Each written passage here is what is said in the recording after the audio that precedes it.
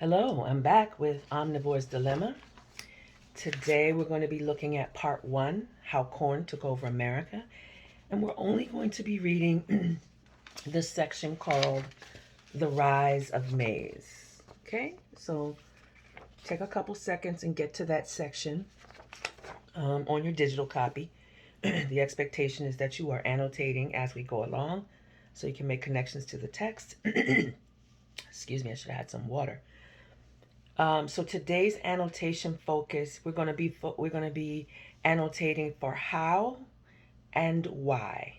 How and why corn production rose so much, or sort of the growth of corn sort of was out of control, right? So you're annotating for the how and the why. So anytime you see a detail or you hear a detail, now today I'm not going to stop and annotate with you.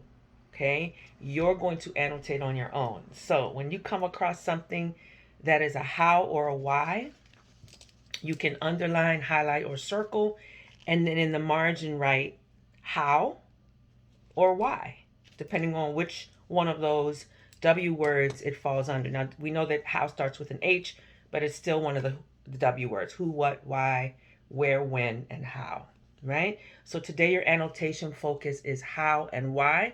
And what I always like to do is at the top of my paper, I write annotation focus. And if you're using a digital copy, obviously you can type that up at the top because your piece is editable, and write how with a question mark and why with a question mark. So I'll show you what that looks like right at the top. Annotation focus today is how and why, and we're talking about the rise in corn production. Here we go. The rise in maize. When Columbus returned to Spain after his first voyage, he described many wonderful things he had seen to Queen Isabella. One of his discoveries was a towering grass with an ear as thick as a man's arm, to which grains were affixed in a wondrous manner and in form and size like little garden peas, white when young. That grass was called maize, but today we know it as corn. Corn began as a wild grass called teosinte. Teosinte means mother of corn. Okay, that's a great vocabulary word, and I know I said I wasn't going to give you any clues today, but I get excited when I read. So let's go ahead and circle teosinte. That's a great vocabulary word that we will add to the vocabulary section of our virtual notebooks. Teosinte still grows wild in some places in Central America, but if you saw it, you might not recognize it as the mother of corn. Teosinte ears are no bigger than your thumb. They are not covered with thick husks. The kernels are tiny seeds, yet long before Columbus arrived, that wild grass had managed to evolve into maize and spread across North America. Corn spread because it could not adapt. Corn spread because it could adapt to the needs of human beings. Of course, it needed human help. Humans selected bigger ears with fatter kernels and planted those seeds. By the year 700, Indians, and we know that we say Native Americans now, as far away as New England and Canada, farmed maize. Corn had begun its march to world domination, but it still had a long way to go. Now remember, you are annotating for the how and the why, and I feel like I heard a why in that paragraph. Okay, I'm just saying. All right, and that's going to be my only clue. But you need to highlight, circle, or underline, and in your margin, you're going to write either how or why. And it's fine to stop the video if you need to. Let's continue. We're on fourth paragraph. You know, another thing I like to do now that I'm thinking about it, I like to number my paragraphs because that helps me in terms of going back. And remember, we said annotation was a roadmap. And so sometimes it's nice to number your paragraphs, okay? So that's just a little tidbit. Here we go, paragraph 4. After Columbus, the Native Americans were conquered by the Europeans, but maize or corn had no loyalties to the Maya and other people who had helped it spread. It was only concerned with its own survival. The Europeans presented a way for corn to spread even farther.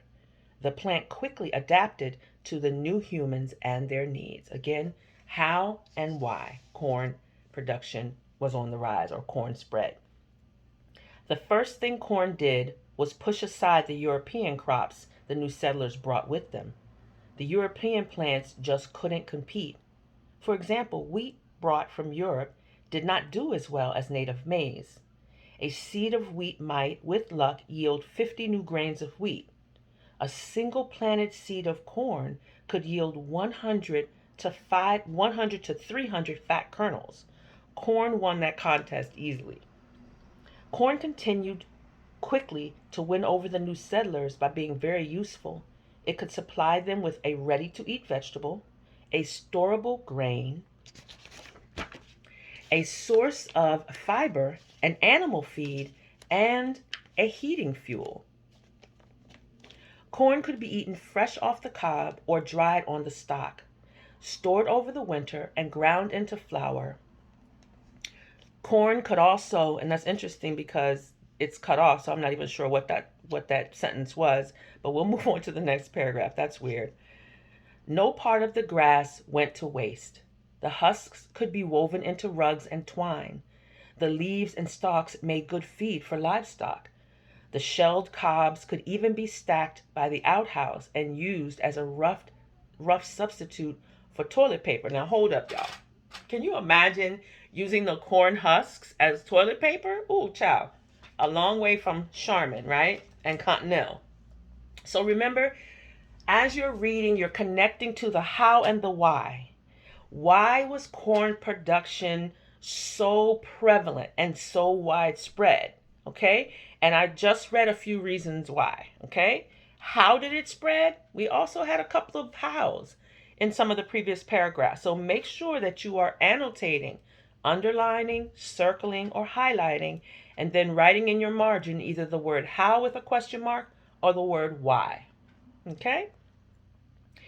In the competition for king of the crops, corn left the European plants in the dust. Settlers who stuck to the old world crops often perished. The colonists who recognized corn's usefulness did well. And of course, one thing the successful farmers did was plant more corn, helping maize to build its kingdom. Corn helped the colonists, and the colonists helped corn. Corn made itself useful in another important way. It turned out that corn was an excellent way to store and trade wealth. Dried corn is easy to transport and almost indestructible. The farmer can take any surplus to the market and sell or trade it. In the new colonies, corn often took the place of money. Corn allowed farming settlements to become trading settlements. Corn made the slave trade possible. Okay, we're going to stop right there.